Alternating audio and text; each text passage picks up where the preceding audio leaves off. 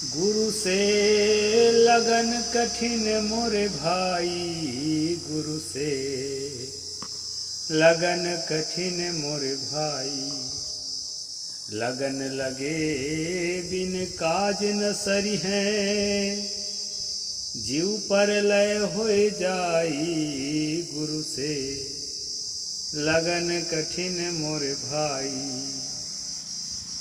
नमस्कार दोस्तों, मैं अविनाश दास रेशनल कबीर यूट्यूब चैनल में आप सबका हार्दिक स्वागत करता हूं। साथियों, यदि चैनल को सब्सक्राइब नहीं किए हैं तो सब्सक्राइब जरूर करें, शेयर करके अपने सभी ग्रुपों में सभी मित्रों तक पहुंचाएं। बेल आइकन को प्रेस करें, ऑल नोटिफिकेशन ऑन रखें ताकि हर नया अपडेट आप तक पहुंच सके। लाइक और कमेंट जरूर करें दोस्तों। इस चैनल का उद्देश्य किसी भी जाति, धर्म, संप्रदाय या व्यक्ति विशेष को आहत पहुंचाना नहीं है। इस चैनल का उद्देश्य है जन जन में तर्कशीलता को विकसित करना, वैज्ञानिक सोच को समाज में स्थापित करना। साथियों, मैंने शुरू में एक भजन की 2 लाइन आपको सुनाया। गुरु से लगन कठिन मोरे भाई, लगन लगे बिन काज न सरी है, जीव प्रलय हो जाए। गुरु से लगन कठिन मोरे भाई। ये जो है सदगुरु कबीर साहब की बानी है। साथियों, जो ज़्यादा बुद्धिजीविता में डूबे हैं मैं इसलिए कहता हूँ कि बुद्धिजीविता के उसका जो अति है उससे मन में अश्रद्धा पैदा होती है और उद्दंडता पैदा होती है। इसलिए दोस्तों, श्रद्धा, कृतज्ञता, विनम्रता, ये सब चीज़ों की ज़रूरत है और ये हमारे जीवन में स्वाभाविक रूप से होते हैं। उनका हम मिसयूज ना करें। मिसयूज करते हैं श्रद्धा भक्ति का तो हम जो है काल्पनिक देवी देवता, भूत, भवानी, आकाशी, अदृश्य शक्ति इत्यादि के प्रति करते हैं। जबकि सदगुरु कबीर साहब के मार्ग में श्रद्धा है, भक्ति है, आस्था है और ये सब कुछ जो है मार्गदाता गुरु के प्रति है। अपने मार्गदाता गुरु के प्रति जिसमें श्रद्धा नहीं है वो उसके जीवन से बहुत कुछ नहीं सीख सकता है। उसके जीवन से बहुत कुछ सीखने के लिए हमारे अंदर आस्था, श्रद्धा, भक्ति की जरूरत है। वैसे जीवन के आवश्यक अंग है श्रद्धा, भक्ति, आस्था, लेकिन उसका मिसयूज ना हो तब। और ये प्राकृतिक रूप से हर व्यक्ति के जीवन में होते हैं। सही दिशा में नहीं लगाने के कारण उसका लाभ नहीं मिल पाता है। पैसा तो है आपके पास, लेकिन आप उसको कहाँ इन्वेस्ट करते हैं? जहां से 2 पैसा और बढ़े वहां इन्वेस्ट करते हैं कि जहां से वो पैसा बर्बाद हो जाए वहां इन्वेस्ट करते हैं। इन्वेस्ट करने की कला आप में अच्छी है तो आपका पैसा दिन दूना रात चौगुना बढ़ेगा। इन्वेस्ट कला अच्छी नहीं है, थोड़ा कम बढ़ेगा। और अगर इन्वेस्ट गलत तरीके से कर रहे हैं तो पहले की पूंजी भी समाप्त हो जाएगी। इसलिए साथियों, ये जो श्रद्धा, भक्ति और आस्था है जीवन में स्वाभाविक रूप से पाए जाते हैं, ये हमारे जीवन की पूंजी है और इसको हम मार्गदाता गुरु के प्रति लगाएं। वैसे माता के प्रति, पिता के प्रति लगाएं, क्योंकि माता पिता न होते संरक्षण न मिलता, दुनिया में ही नहीं आते, आने के बाद हमको सुरक्षा नहीं मिलती तो ये जीवन कहाँ होता। तो जीवन में माता पिता का महती योगदान है,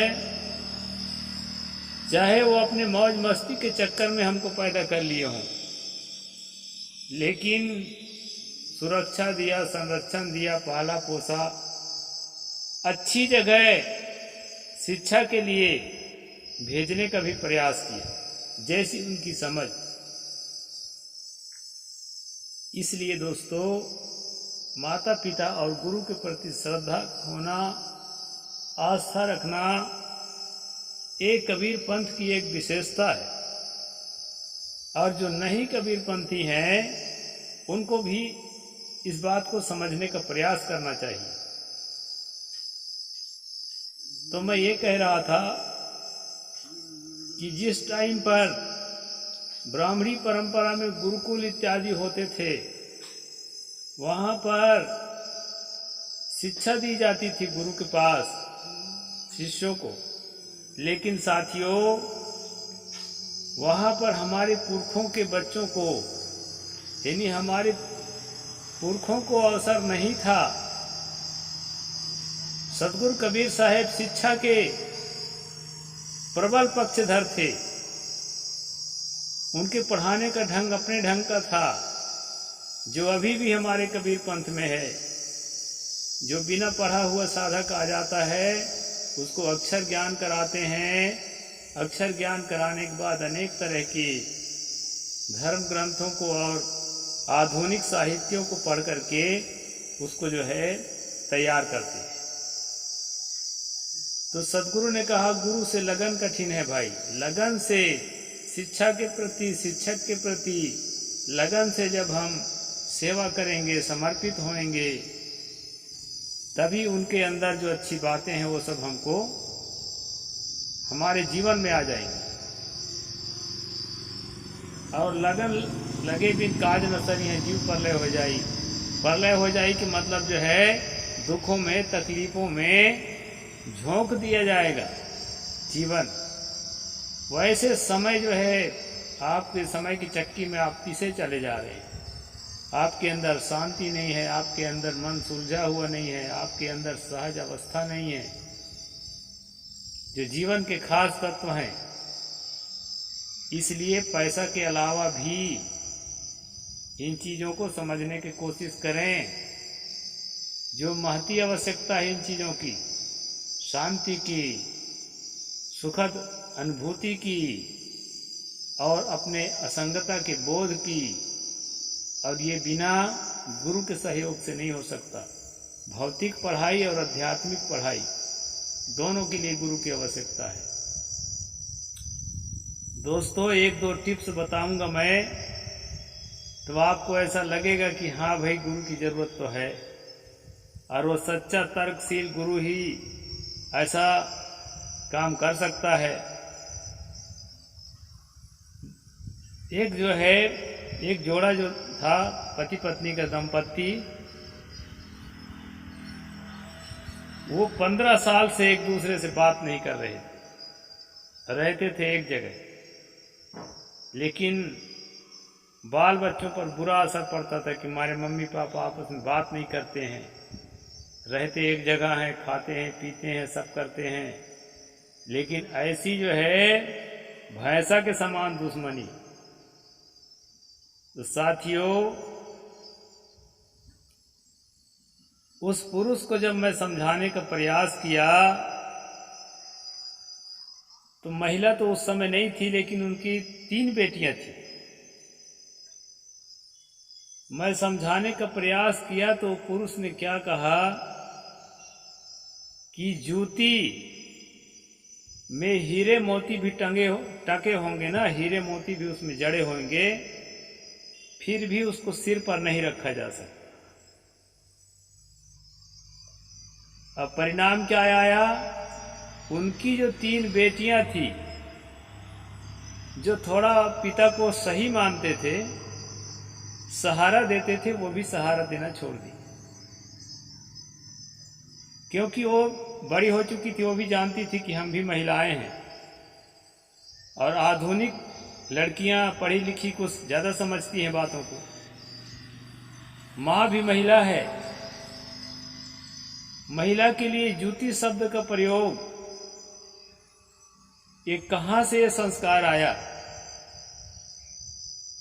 फिर मैंने बहुत कुछ समझाने का प्रयास किया और बताया कि देखो, परंपरा से हम लोग, मनु की परंपरा से, तुलसी दुबे की परंपरा से, ये सारी चीजें मैं कल मनु स्मृति के माध्यम से आपको बताया ही था।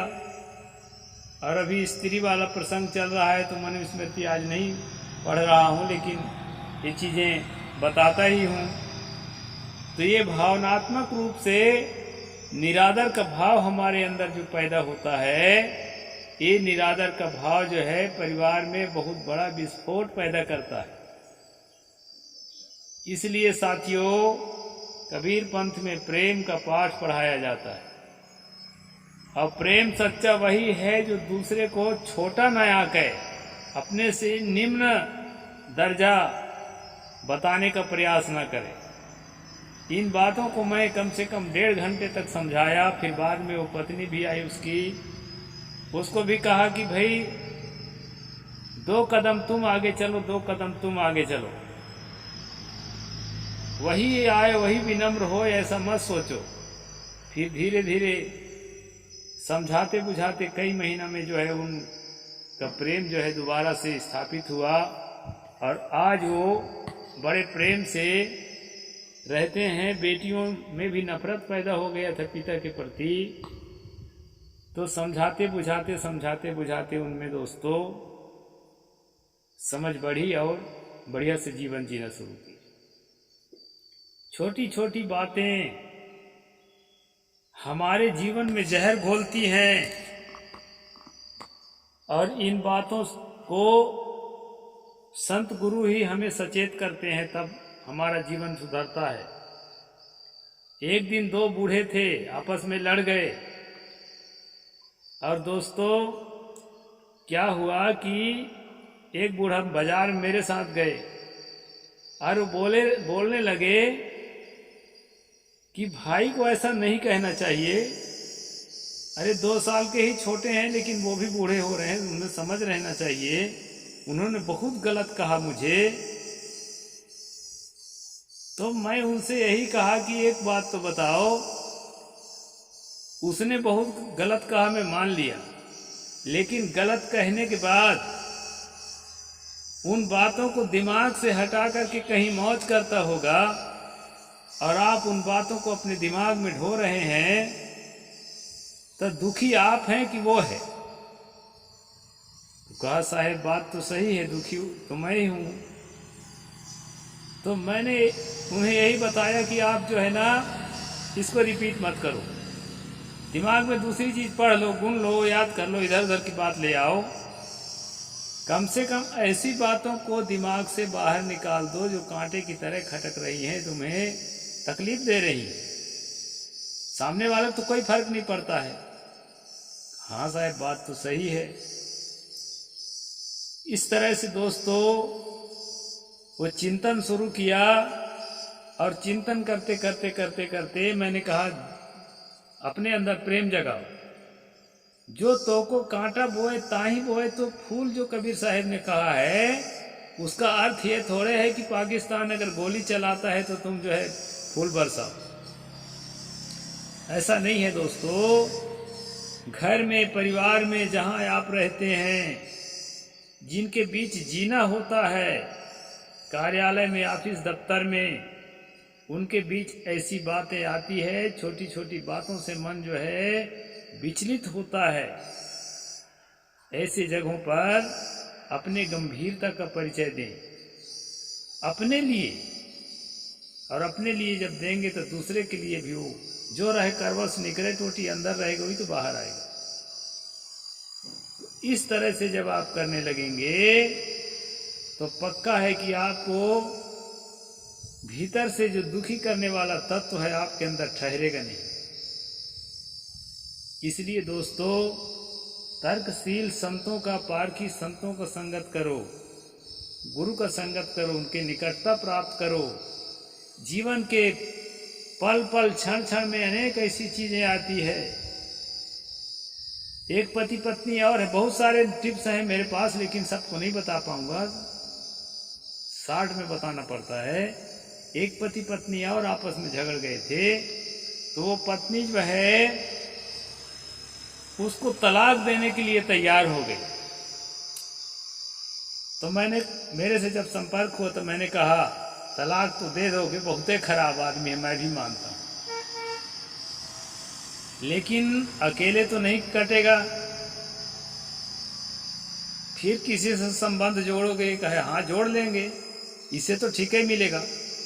तो मैं कहा मुझे गारंटी दोगे कि अगला इससे ठीक मिलेगा? कहीं इससे भी ज्यादा खतरनाक मिल जाए तो?